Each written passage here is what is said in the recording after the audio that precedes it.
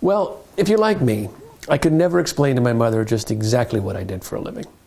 But it was our victory of the MasterCard advertising account with the now famous Priceless campaign that did it. Though Mom thinks now that I come up with the whole thing, I don't have the heart to tell her that I was just a pitch guy. So, well, let's just keep that between us. In over 100 countries, even today, a campaign for a brand name MasterCard has been embraced by millions of people around the world. It's called Priceless. There are some things that money can't buy. For everything else, there's MasterCard. This program has been running for over 15 years in all these countries in virtually every form of media. And it made the brand MasterCard, the agency McCann Erickson, and many of the people associated with it household names. But Priceless nearly didn't happen. The pitch for the account for MasterCard was a very high-stakes affair. Over 50 agencies were screened, down to a selection of 6, and finally down to 2 finalists.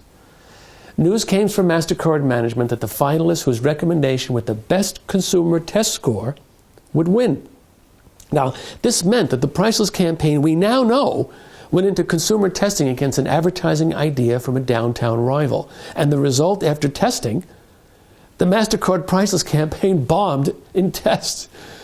In spite of these poor test scores, Larry Flanagan, who went on to become MasterCard's celebrated chief marketing officer, decided to overrule the test results. He placed his faith in Priceless, but more importantly, he placed his faith in the management team of McCann, who created it and presented it.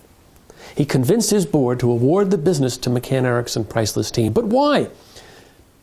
It is because decisions are made not with the head, they are made with the heart. And behind every decision is an unspoken, visceral, emotional motivation, the hidden agenda. Larry Flanagan said, "We knew there was a big idea in Priceless, but what really counted was we felt they were a team that could win."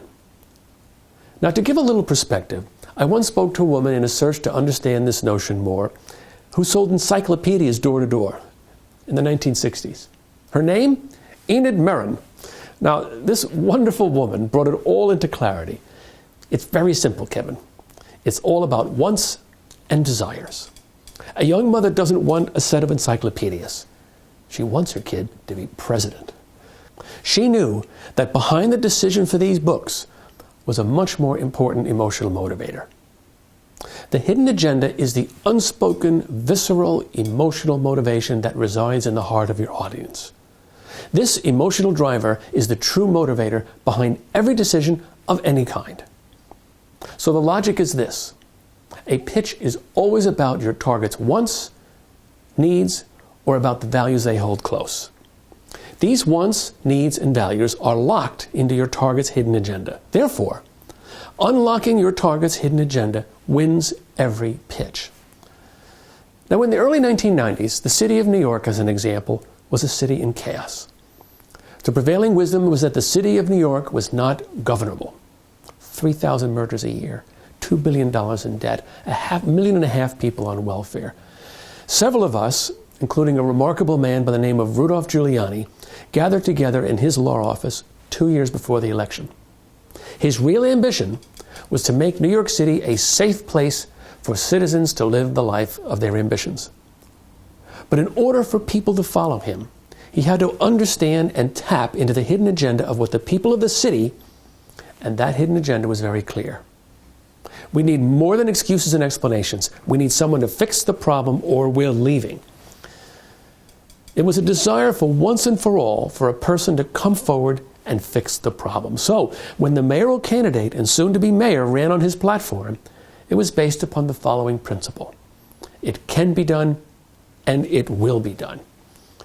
A phrase delivered by a former prosecutor that the city could be made safe for the people to live the life of their ambitions. So, winning with the hidden agenda is all about finding the wants, needs, and values of your audience and connecting with them.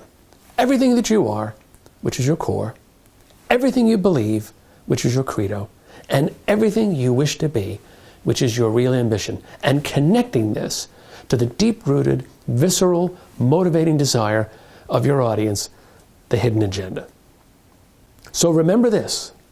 Every single day we sell ourselves, our ideas, or the companies, or the products that we represent. And these pitches range from the informal meetings we have with our clients each and every day, to the momentous tasks associated with leading huge organizations to accomplish the seemingly impossible.